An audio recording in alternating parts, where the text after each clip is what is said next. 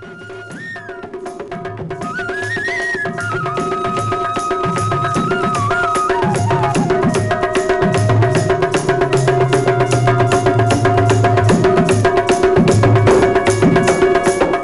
कार्यक्रम के प्रायोजक कृषि एवं किसान कल्याण मंत्रालय एवं कृषि सहकारिता एवं किसान कल्याण विभाग।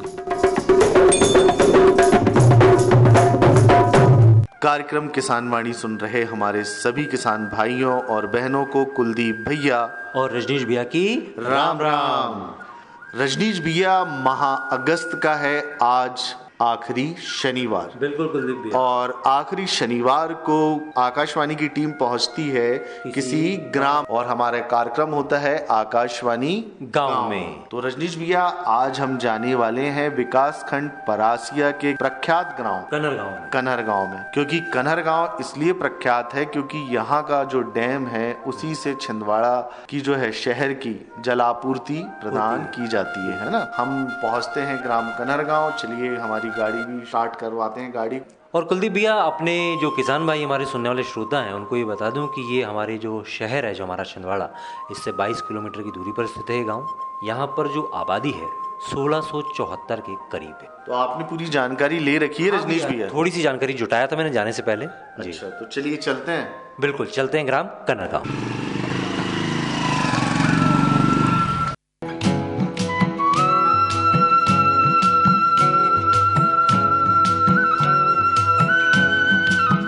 और रजनीश भैया देखिए, चलते चलते हम पहुंच चुके हैं ग्राम कन्हर गांव और हमारी गाड़ी अब रुकी है सीधे ग्राम पंचायत में। बिल्कुल भैया। और रास्ते में भैया एक चीज़ मैंने यहाँ पर नोटिस किया आते हुए कि जहाँ पर जो मक्के की फसल काफ़ी अच्छी अवस्था में यहाँ नजर आई, वहीं सब्जियों का रकबा भी हमें यहाँ पर काफ़ी देखने को मिला है भैया। बिल्कुल भैया। तो चलिए पंचायत में हम प्रवेश करते हैं और हमारे सामने बैठे हुए हैं उप सरपंच साहब। तो भैया राम राम। आपको जयराम जी की, आप मेरे ग्राम कन्हर गाँव आए, इसका स्वागत है आप लोगों का। धन्यवाद। आप मेरे ग्राम आए। शुभ नाम आपका? जी, मेरा नाम नेमी पवार, कन्हर गांव उप सरपंच हूँ मैं यहाँ का। हम तो आपको पहचान ही गए थे क्योंकि आप की नेम प्लेट ही लगी हुई है और आप चेयर पर बैठे हुए थे, तो हमें समझ में आ रहा था कि भैया नेमी पवार जी हैं और ग्राम कन्हर गांव के उप सरपंच हैं। तो भैया, गांव की जो तरक्की होती है वो एक पंचायत के माध्यम से की जाती है। तो मैं आपसे ये जानना चाहूँगा कि ग्राम कन्हर गांव में अभी कौन कौन से तरक्की के काम शुरू हैं और कौन कौन से कार्य हो चुके हैं? अभी भैया मैं बताना चाहूँगा, एक हमको विधायक निधि से 450 मीटर की सीसी रोड मिली थी जो अभी हम लोगों ने बनाई है और अभी मकानों के काम चल रहे हैं। आने जाने की व्यवस्था हमारे ग्राम में सब तरफ से है। बस एक समस्या हमारे ग्राम में है, पानी निकलने की। नालीकरण अगर हमें मिल जाए कलेक्टर महोदय से तो ये बहुत अच्छी बात होगी, क्योंकि आने जाने में हमें पानी निकालने की बहुत समस्या होती है। तो आपके माध्यम से मैं यही कहना चाहूँगा कि अगर आप इतनी दूर से आए हो आकाशवाणी से, तो हमारी बात कलेक्टर महोदय जी से तक पहुँचा दे तो आपकी बहुत बहुत कृपा होगी। भैया, आपकी बातों को जरूर हम उच्च अधिकारियों तक पहुंचाने का पूरा प्रयास करते हैं और वैसे भी हम जब किसी ग्राम में जाते हैं तो वहां की कमियों को उच्च अधिकारियों तक पहुंचाते ही हैं। किस तरह की जो योजनाओं को अमली जामा हमारे इस गांव में पहनाया जा रहा है? मकान के काम चल ही रहे हैं जी, है ना। और रही बात मनरेगा का काम चल ही रहा है जी। साफ सफाई, नालीकरण वगैरह, नदी नाले, ये सब सफाई के काम मनरेगा से चलते हैं। बेरोजगार जो रहते हैं हमारे मजदूर भाई लोग, उनको भी मनरेगा से काम अभी चलता है। बारिश के कारण अभी फिलहाल बंद है। जी जी। नहीं भैया, हर ग्राम की एक मूलभूत सुविधाएं होती हैं जैसे शिक्षा, स्वास्थ्य। शिक्षा की क्या व्यवस्था है यहाँ पर? हमारे यहाँ हाई स्कूल तक की है, पर हमारे यहाँ स्कूल सिर्फ अतिरिक्त कमरों की कमी है, लेकिन पढ़ाई तो हमारे स्कूल में अच्छे टॉप और बच्चे, शिक्षक भी अच्छे हैं, पढ़ाई लिखाई अच्छी है, लेकिन बैठने की व्यवस्था कमी है। स्वास्थ्य की व्यवस्था हमारे यहाँ हॉस्पिटल भी है, पशु अस्पताल भी है, इंसान वाला डॉक्टर भी बैठते हैं, अच्छी पूरी व्यवस्था है। चलिए, आज आकाशवाणी की टीम जो है आपके ग्राम में आई हुई है, कैसा महसूस कर रहे हैं? बहुत अच्छा लगा हमें। आप पहली बार हमारे ग्राम में आए, हमें बहुत खुशी हुई आप लोगों से मिलकर। ग्राम में ऐसे लोग आते रहें तो हमारी आवाज़ ऊपर तक जाए, प्रशासन भी हमारी आवाज़ सुने। तो नेमी भैया, अब हम आपकी पंचायत में सबसे शुरू में तो आपके ही पास आए। तो अब आपका दायित्व बनता है कि आप हमको पूरे गांव में घुमाएं। तो चलिए अब एक एक करके जो हमारे ग्राम कन्हर गांव के किसान हैं, जो संस्थाएं हैं, उन सभी से आकाशवाणी की मुलाकात आप करवाइए। तो चलिए चलते हैं। जी चलिए मैं आपको ग्रामीण लोगों से मुलाकात कराता हूँ। चलिए।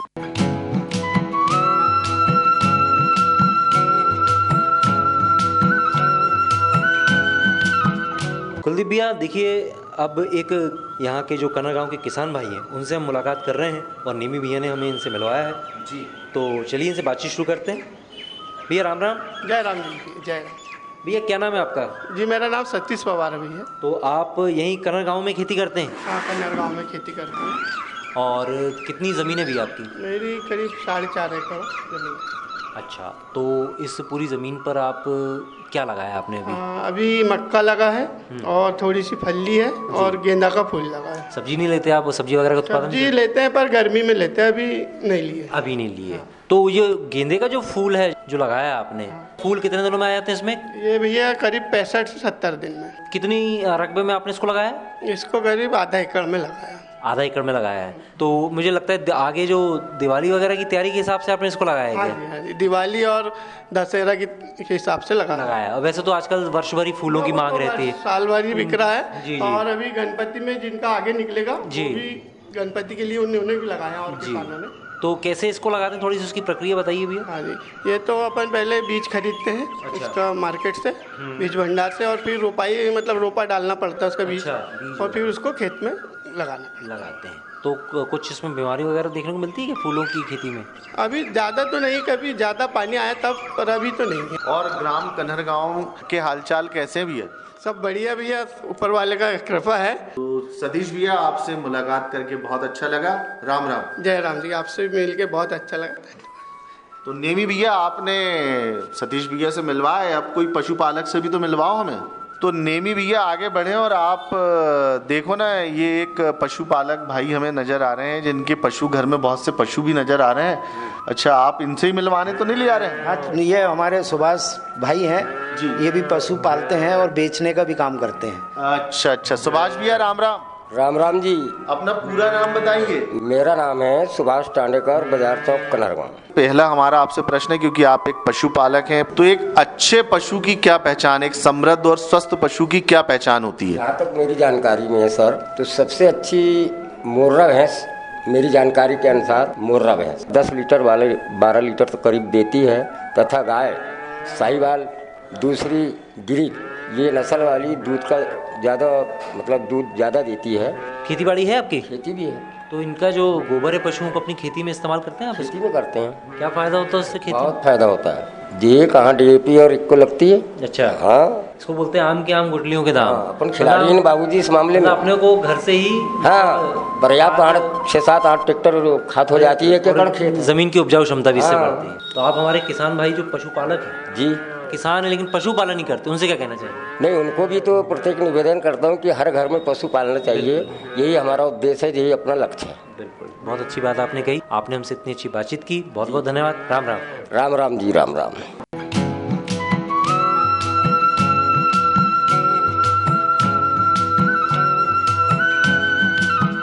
और निमी भी आप किससे मिलवा रहे हैं आप हमें अपने गांव में? ये हमारे उमा शंकर जी हैं पवार जी, ये भी खेती करते हैं। चलिए इनसे बातचीत करें थोड़ी जी जी बिल्कुल। भैया राम राम। राम राम सर, राम। आपका नाम तो उन्होंने बता ही दिया कि उमा शंकर जी हैं। तो कितनी ज़मीन है भी आपकी?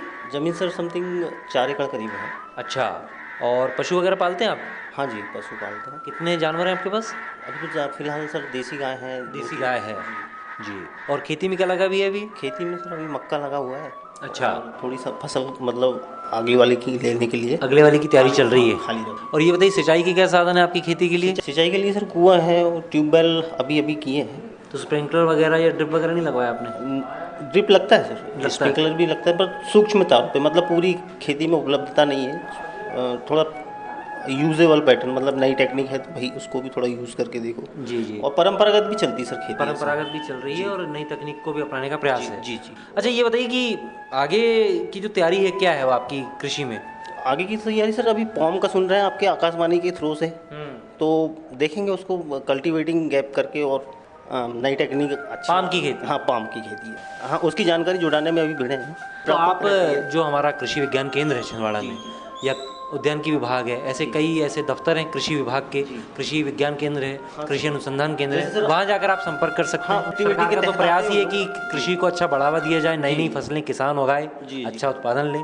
और हमारे किसान भैया क्या कहना चाहेंगे चलते चलते? अपने छिंदवाड़ा जिले और जहाँ तक मतलब अपना नेटवर्क जा रहा है, उस जगह तक मैं ये चाहूँगा कि अपने परंपरागत को भी थोड़ा सा रखते हुए और नई तकनीक को भी अपनाते हुए अच्छी टेक्निक से खेती करने के लिए उत्सुकता प्रदान करें, और नौजवानों के लिए विशेषकर मेरी हिदायत है ये चीज़ की। बहुत अच्छी बात आपने हमसे की, धन्यवाद। राम राम। राम राम, धन्यवाद आपका भी। इस कार्यक्रम के प्रायोजक कृषि एवं किसान कल्याण मंत्रालय एवं कृषि सहकारिता एवं किसान कल्याण विभाग।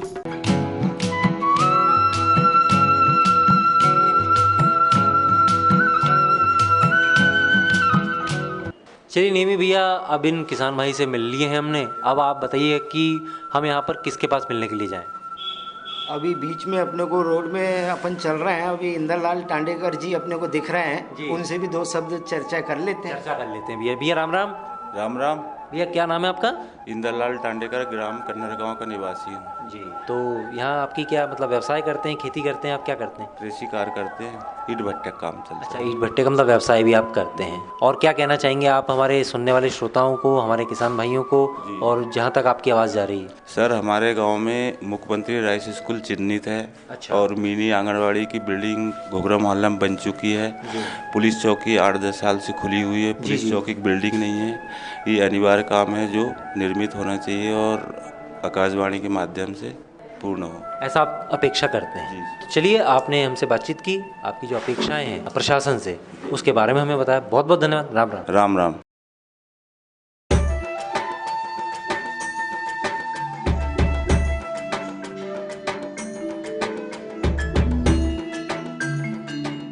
ये जो हरे भरे पेड़ और उन पर लगे गुच्छेदार फल दिखाई दे रहे हैं, ये वास्तव में हमारे किसान भाइयों के आर्थिक और सामाजिक जीवन में सुख समृद्धि के रंग भरने की क्षमता रखते हैं। ऑयल पाम की खेती से किसान सामान्य फसलों की तुलना में कम लागत एवं मेहनत से अधिक आय प्राप्त कर सकते हैं। इसके माध्यम से किसान खाद्य तेलों का उत्पादन बढ़ाकर देश के विकास में अपनी भागीदारी सुनिश्चित कर सकते हैं। लेकिन ये सब कैसे संभव है, आज इसी के बारे में बताएंगे अपने किसानों को। ऑयल पाम एक बहुमुखी तेल है जिसके कई अलग अलग गुण और कार्य हैं जो इसे बेहद उपयोगी और व्यापक रूप से इस्तेमाल किया जाने वाला बनाते हैं। ऑयल पाम के फल से सबसे अधिक तेल प्राप्त होता है। प्रति हेक्टेयर 20 से 25 टन फलों की उपज देने वाले इसके पेड़ परिपक्व होने के बाद लगभग 30 साल तक फल देते रहते हैं। यही नहीं, इन पेड़ों के बीच अंतर्वर्ती फसलें उगाकर किसान दोहरी आय भी प्राप्त कर सकते हैं। इसके अतिरिक्त सरकार की ओर से भी इसकी खेती के लिए काफी सहायता उपलब्ध करवाई जाती है। भारत सरकार की ओर से 2021-22 में खाद्य तेलों पर राष्ट्रीय खाद्य तेल मिशन, तेल palm national mission on edible oils, oil palm NMEO-OP की शुरुआत की गई। इसके अंतर्गत किसानों को ऑयल पाम की पौध सामग्री, अंतर्वर्ती खेती एवं रखरखाव, ड्रिप सिंचाई, डीजल, बिजली, सोलर पंप सेट, बोरवेल, फल कटाई उपकरणों एवं पुराने पौधों की पुनः रोपाई के लिए सब्सिडी प्रदान की जाती है। इस मिशन के अंतर्गत किसानों को 1 से 5 लाख तक की राशि प्रति हेक्टेयर की वित्तीय सहायता उपलब्ध कराई जाती है। सरकार द्वारा ऑयल पाम की पौध सामग्री के लिए 20 से 29 हज़ार रुपये प्रति हेक्टेयर की सहायता मिलती है। इसके अलावा भी सरकार पहले 4 साल तक 42,000 रुपये प्रति हेक्टेयर की सहायता अंतर्वर्ती फसल एवं रखरखाव के लिए भी मुहैया कराती है। इस मिशन के अंतर्गत ड्रिप सिंचाई के लिए 30,000 रुपये प्रति हेक्टेयर की सहायता अतिरिक्त दिया जाता है। साथ ही किसानों के लिए फसल कटाई मशीन और ट्रैक्टर ट्रॉली की खरीद के लिए भी सहायता का प्रावधान है। कुछ किसानों के मन में ये शंका है कि ऑयल पाम के पेड़ों की सिंचाई के लिए अधिक मात्रा में पानी की आवश्यकता होती है। ये पर्यावरण के लिए ठीक नहीं है। कुछ ये भी कहते हैं कि ये धरती के उपजाऊपन के लिए भी हानिकारक हैं। किंतु जिन किसानों को ऑयल पाम की खेती से आज लाखों रुपए की वार्षिक आय प्राप्त हो रही है, उनका कहना है कि ये सारे संचय निराधार हैं। ऑयल पाम का खेती में दान और गन्ने से कम पानी लगता है। इसमें गवर्नमेंट का तरफ से ड्रिप सिंचाई के लिए पैसा भी दिया जाता है। मैंने 2015-16 से ऑयल पाम की खेती की है और इससे पर्यावरण को कुछ नुकसान है ही नहीं। और इनका जो पेड़ पौधा होता है, इनसे हम मल्चिंग भी यूज़ करते हैं और इनका यूज से हम काफ़ी सारा ज़मीन में नमी लेते हैं। और इनके अंदर इंटरक्रॉप जो है, जो कपास वगैरह लगाते हैं तो हम डबल गुण आय लेते हैं और अच्छा रहता है। ऑयल पाम की खेती के लिए मुझे सरकार ने पौधे सीडलिंग देते हैं। वो जब बड़ा हो जाता है, जो फल जो देता है, हर महीने सरकार उसी फल खरीदने के लिए एक रेट बना के देते हैं। वही रेट पे कंपनी खरीद लेते हैं।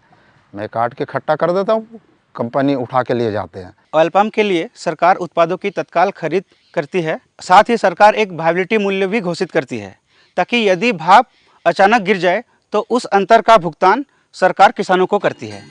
सच तो ये है कि ऑयल पाम की खेती हमारे किसानों को और अधिक समृद्ध और ग्रामीण अर्थव्यवस्था को और अधिक सशक्त बना रही है। आप भी इसकी खेती और सरकारी सहायता का लाभ उठाएं और अपनी आर्थिक स्थिति को बेहतर बनाएं।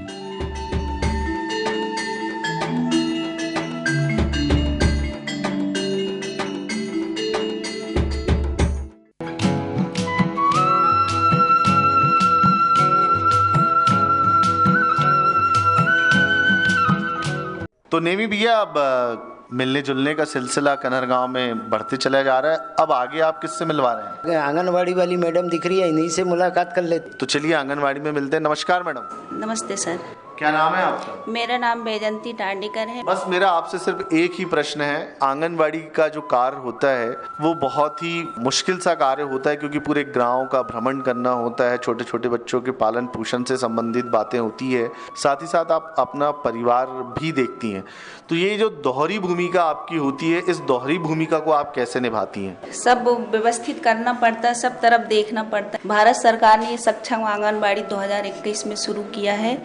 उसके अंतर्गत किशोरी बालिकाएं, बच्चे हैं और गर्भवती धात्री महिलाओं को पोषण सहायता कार्यक्रम करना होता है हमें, और उनसे स्वास्थ्य संबंधित जो भी जानकारी रहती है हम उन्हें देते हैं। सक्षम आंगनबाड़ी पोषण सहायता एकीकृत ही सहायता कार्यक्रम है, जिसके अंतर्गत हम बच्चों को रोग प्रतिरोधक क्षमता, पोषण व आहार प्रदान करते हैं और उन्हें स्वास्थ्य शिक्षा, शाला पूर्व शिक्षा देते हैं और गर्भवती धात्री महिलाओं को पोषण आहार वितरण करते हैं।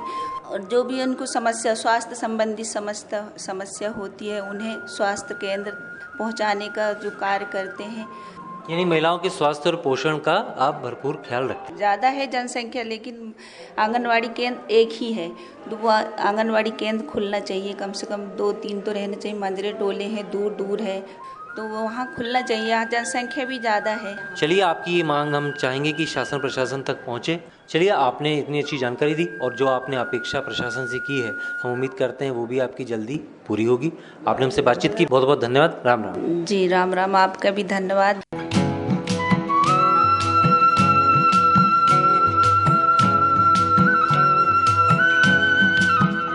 और देखिए आगे बढ़े तो एक सैलून की दुकान है और यहाँ रेडियो चल रहा है। और देखिए हमारे जो श्रोता हैं हर जगह सुदूर अंचल में भी बसते हैं, और अधिकतर हमने देखा है भैया कि हर दुकानों में रेडियो चलता ही रहता है और रेडियो की जानकारी वे लेते रहते हैं। जहाँ रेडियो चल रहा है दुकान में भाई से मिलने चलते हैं। भैया राम राम। राम राम भैया। क्या नाम है आपका? गोलू बंदेवार। बंदेवार जी, रेडियो सुनते हैं आप? हाँ सुनता हूँ। रेडियो सुनने से कभी आपको कुछ फायदा होता है? फायदा होता है, जैसे हम भी लेटर पहुंचाते थे पहले जी, गाने का आकाशवाणी में, तो हमारा नाम आता था। सतीश पवार गाना मोहल्ला से, कमलेश बाबरकार, हमारा 4-5 लोग का नाम आता था। मन की बात भी एक कार्यक्रम जाता है जो हमारे देश के माननीय प्रधानमंत्री श्री नरेंद्र मोदी जी जिसको संबोधित करते हैं, उस कार्यक्रम को आप सुनते हैं? बराबर सुनते हैं। तो आप भी अपनी कोई मन की बात कहना चाहते हैं? जी, हम ये कहते हैं कि विकास का काम हो रहा है, अच्छा हो रहा है, तो होना चाहिए। ठीक है, आपसे मुलाकात करके बहुत अच्छा लगा। राम राम। राम राम जी।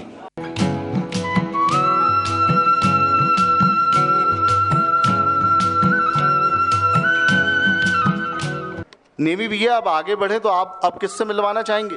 अब ये अपने बैस डेयरी वाले भैया हैं जी, इनसे मिल लेते हैं। इनके यहाँ दूध हजारों लीटर की तादाद में दूध जाता है भैया। तो चलिए मिलते हैं। तो भैया राम राम। नमस्कार जी, राम राम। आपका शुभ नाम? अजय कुमार बैस। तो भैया ने बताया कि आप दूध का क्रय विक्रय का काम करते हैं, कैसे काम करते हैं वो हमारे सभी श्रोताओं को बताइए। पूरा क्षेत्र जो है कृषि प्रधान है और किसान काफी मात्रा में दूध उत्पादन करते हैं, तो हम उनका कलेक्शन करते हैं और कंपनी को यहाँ से सप्लाई करते हैं। डेयरी के माध्यम से कम क्या होता है कि आर्थिक रूप से पशुपालकों को परेशानी नहीं होती कि एक तरह से अतिरिक्त आय का साधन है उनके लिए। तो युवाओं से क्या कहना चाहेंगे? मैं युवाओं से यही कहना चाहूँगा कि अच्छी पढ़ाई करें, नौकरी के लिए प्रयास करें। नौकरी नहीं भी अगर मिल पाती है तो बहुत से हमारे गांव में ऐसे अभी आवश्यकता है, ऐसे बहुत से धंधों की वो शुरू कर सकते हैं और आगे भी अपना अच्छा भविष्य संवार सकते हैं। चलिए अजय भैया, आपसे मुलाकात करके बहुत अच्छा लगा।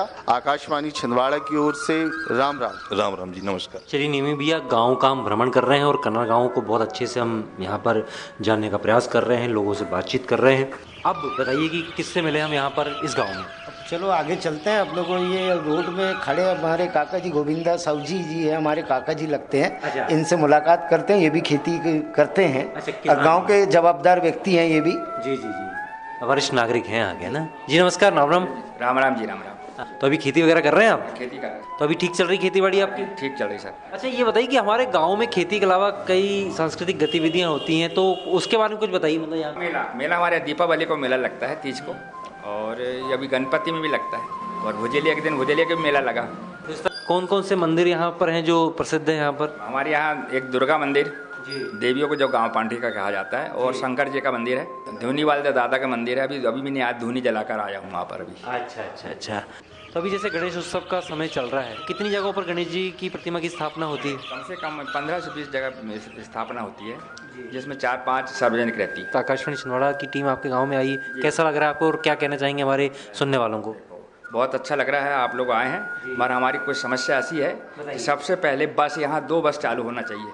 आने जाने का आवागमन सबसे ज़्यादा परेशानी में लोग खड़े हैं, टाइमिंग बस चलना चाहिए। परिवहन की सुचारू व्यवस्था होनी चाहिए। चलिए, आपने हमसे बातचीत की, बहुत बहुत धन्यवाद। राम राम। राम राम।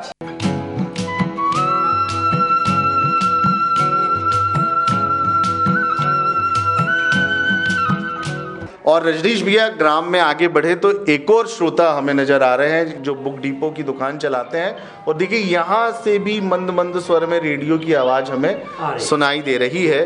तो चलिए इनसे भी मुलाकात करते। भैया राम राम। राम राम भैया। क्या नाम है आपका? जी, मेरा नाम कमलेश भवारकर, कनार गाँव से।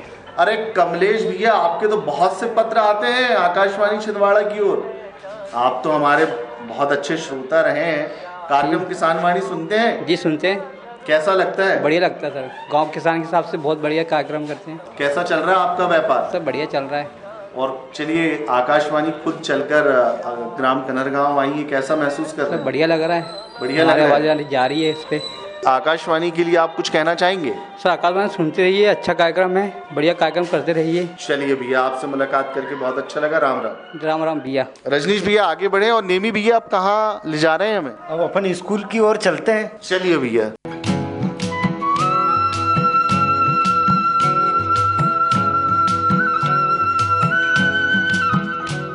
स्कूल में हमने रजनीश भैया प्रवेश किया और देखिए प्राचार्य कक्ष में एक सर बैठे हुए हैं। सर नमस्कार। नमस्कार भैया, नमस्कार। आपका शुभ नाम? मैं धनराज चौहान, प्रभारी प्राचार्य शासकीय उच्चतर माध्यमिक विद्यालय कनारगांव। चौहान सर, मूलभूत सुविधा हमारी शिक्षा है, तो अभी आप कौन कौन सी सुविधाएं जो हैं वो अपने बच्चों को प्रदान कर रहे हैं? कौन कौन सी योजनाएं बच्चों के हित के लिए शाला में उपयोग की जा रही है? हमारा स्कूल एक शाला एक परिसर है। कक्षा 1 से 12वीं तक लगभग 700 विद्यार्थी अध्ययनरत हैं। प्राइमरी और मिडिल में निःशुल्क गणवेश, मध्याह्न भोजन, और हायर सेकेंडरी स्कूलों में अभी 18 बच्चों को लैपटॉप वितरण किया गया है, 2 बच्चों को स्कूटी प्रदान की गई है, और विभिन्न प्रकार की छात्रवृत्तियों का क्रियान्वयन किया जाता है जो विद्यार्थियों के लिए बहुत लाभकारी है। आपके स्कूल में कुल स्ट्रेंथ कितनी है? 700 बच्चे हैं। कुल 18 नियमित शिक्षक, 10 अतिथि शिक्षक, 2 VT है और एक ICT इंस्ट्रक्टर है। अभी विगत वर्ष से हमने देखा है कि शासकीय शालाओं में JEE और नीट की भी तैयारी करवाई जाती है, तो आपकी शाला में भी ये हो रहा है? जी जी जी, ये कलेक्टर महोदय की बहुत ही लाभकारी योजना है। विद्यार्थियों जो अज्ञान थे उन सभी को अब पता चल गया है कि हम अपने कैरियर के लिए क्या कर सकते हैं। हमारे यहाँ JEE में 9 विद्यार्थी थे, उनमें से एक बच्ची प्रतिभा पाटिल का JEE में सिलेक्शन हुआ है और वो वर्तमान में भोपाल में प्रवेश ले चुकी है। एक अच्छी अभिनव पहल जो हमारे छिंदवाड़ा जिले के कलेक्टर महोदय द्वारा की गई, उसका लाभ भी ग्राम कनरगांव की एक छात्रा को प्राप्त हुआ है। अच्छा, कुछ स्टाफ वगैरह पूरा है या कुछ कमी है? स्टाफ पूरा है, कुछ कम है तो वो अतिथि शिक्षकों के माध्यम से उसकी पूर्ति कर ली गई है। और ग्राम वासियों के द्वारा भी आपको पूरा सहयोग प्राप्त होता है? ग्राम वासियों के द्वारा भरपूर सहयोग दिया जाता है, समय समय पर पालकगण उपस्थिति देते हैं, सरपंच महोदय का भी बहुत सहयोग रहता है, हम उनके दिल से आभारी हैं। इसी प्रकार आगामी समय में भी हमें सहयोग प्रदान करेंगे। अच्छा, पूरे इन 700 बच्चों का भविष्य आपके हाथों में है चौहान सर, इन बच्चों के लिए आप क्या सोचते हैं कि कैसे इनके भविष्य को संवारा जाए? इनके भविष्य के लिए हम अतिरिक्त कक्षाएं का संचालन करते हैं। जैसे अभी त्रैमासिक परीक्षा संपन्न होगी, उसके बाद रिजल्ट आएंगे, उसके बाद जो कमज़ोर बच्चे हैं उनके लिए अलग से क्लासेस लगाते हैं, बार बार कैरियर मार्गदर्शन लगाते हैं और समय समय पर जो कमज़ोर बच्चे रहते हैं उनकी कापियाँ चेक करते हैं, टेस्ट कराते हैं और उनकी कमज़ोर फील्ड को दूर करते हैं।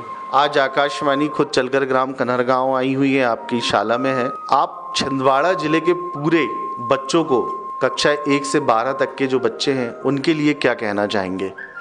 मैं कहना चाहूँगा कि कलेक्टर महोदय और जिला शिक्षा अधिकारी महोदय जो नवाचार कर रहे हैं और जिस प्रकार से मार्गदर्शन कर रहे हैं, उनका लगातार वो अनुसरण करें और अपना अच्छे से अच्छा कैरियर प्राप्त करें।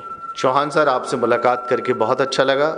चलिए अब आपसे लेते हैं विदा और कहते हैं नमस्कार। जी नमस्कार, धन्यवाद। रजनीश भैया, ग्राम कनरगांव में हम सबसे मुलाकात करते आगे बढ़ ही रहे हैं, बिल्कुल, लेकिन जिनका हमें पत्र आया था कमलेश भैया का, कमलेश टांडेकर जी का, जिन्होंने हमें पत्र लिखकर बोला था कि ग्राम कनरगांव जरूर आइए, उनसे तो हमारी मुलाकात ही नहीं हुई। तो उनसे मुलाकात कर ले भैया। तो नेमी भैया जी, कमलेश भैया कहाँ मिले?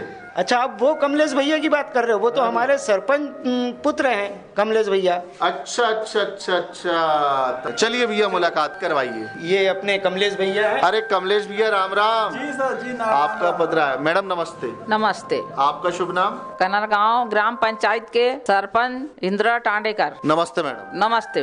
और कमलेश भैया, राम राम। जी राम राम। राम। देखिए, आप तो हमको मिले नहीं, नेमी भैया ने पूरा गाँव हमको घुमा दिए। जी जी जी, नेमी भैया हमारी ग्राम पंचायत कनरगांव के उप सरपंच हैं, उप सरपंच पदाधिकारी हैं, भली भांति सभी लोग जानते भी हैं। चलिए, आपने हमको पत्र लिखा और आपके अनुरोध पर आकाशवाणी आपके ग्राम में भी आ गई। कैसा महसूस कर रहे हैं? सर बहुत अच्छा लग रहा है और कोशिश यही रहेगी हमारी कि हर साल जब भी हमको ऐसा लगे कि हमको आकाशवाणी कार्यक्रम का में अपना कुछ सहयोग देना है, योगदान देना है, तो हम बिल्कुल आपको हमेशा कभी भी पत्र लिख सकते हैं और बुला सकते हैं आपको। जी, आपके पत्रों के माध्यम से ही तो आकाशवाणी जो है वो इधर उधर जाती है और आपका प्रेम और स्नेह ही तो है जो आकाशवाणी को जिंदा रखे हुए। जी सर, जी सर, और हम भी ये चाहेंगे भी कि आकाशवाणी हमेशा सर्वोपरि काम करते रहे। हमेशा ये चाहेंगे कि हमारे गांव में जैसे आए हैं, हम और सरपंचों को भी आगाह करेंगे कि हर पंचायतों में जाएं और हर पंचायतों से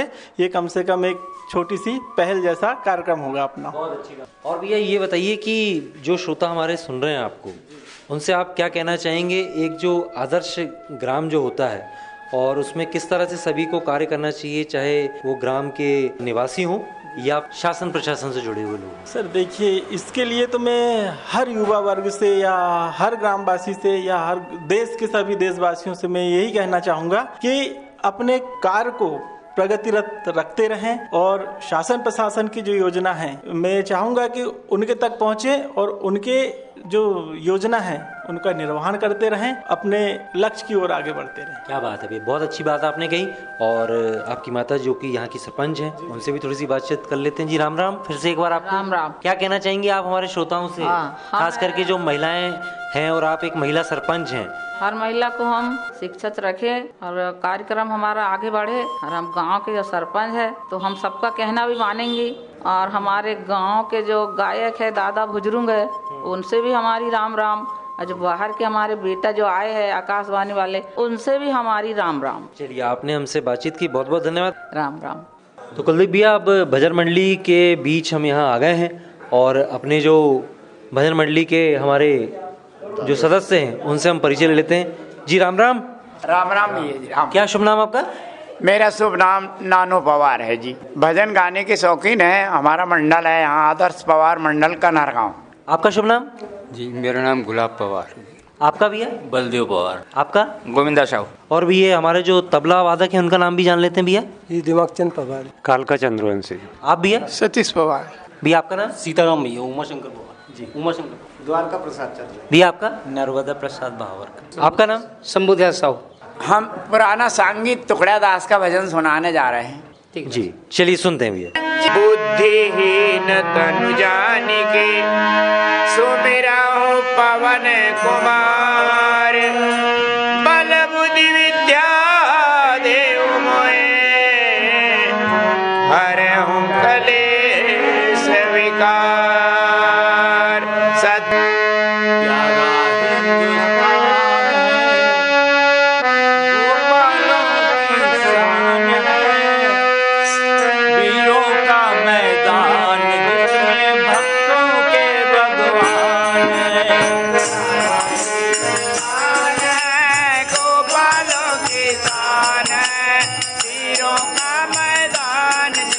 भक्तों के भगवान है,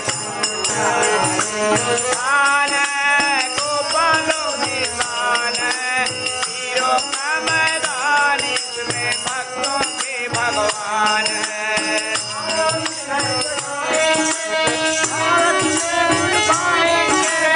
आओ इसे जगाएंगे, भारत को बदलाएंगे।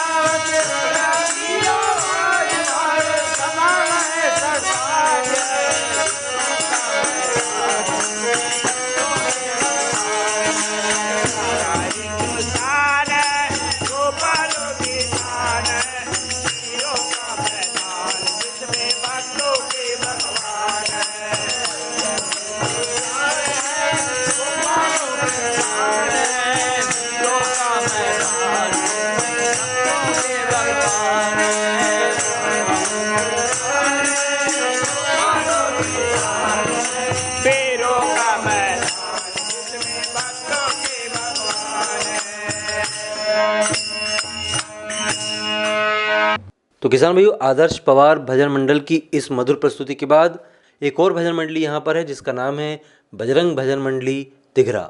चलिए इनसे भी हम एक भजन सुनते हैं।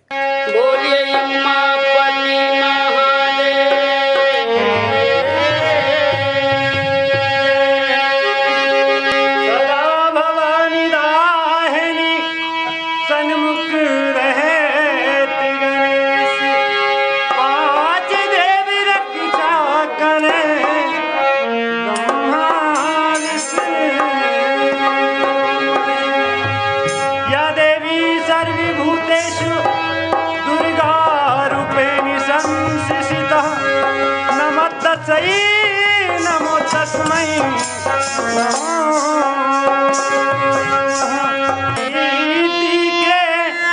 दाता गजानंद की सबसे पहले तुमको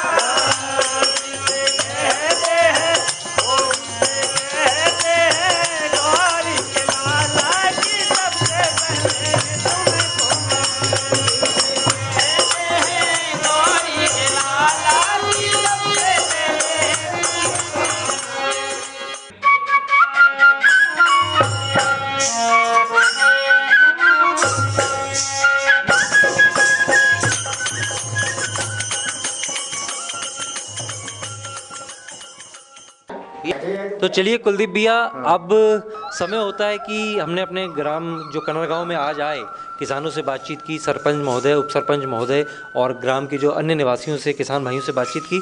अब जो हमारा जो समय है अब वापस जाने का हो रहा है। बिल्कुल, और ग्राम कनरगांव के सभी हमारे किसान जो हैं, ग्राम पंचायत के जो पदाधिकारी हैं, उन सबका हमें बहुत सहयोग मिला। बहुत बढ़िया। उनके माध्यम से पूरे गांव का हमें भ्रमण करने का मौका मिला। आंगनबाड़ी हम पहुँचे, शाला पहुँचे और एक ग्राम की हमने तरक्की आज फिर देखी। बिल्कुल, है ना। तो रजनीश भैया, अब ग्राम कनरगांव के हमारे सभी किसान भाइयों बहनों से सभी से विदा लेने का अब समय आ चुका है, तो हम सभी से लेते हैं विदा और कहते हैं कुलदीप भैया और रजनीश भैया की राम राम, जय जवान जय किसान।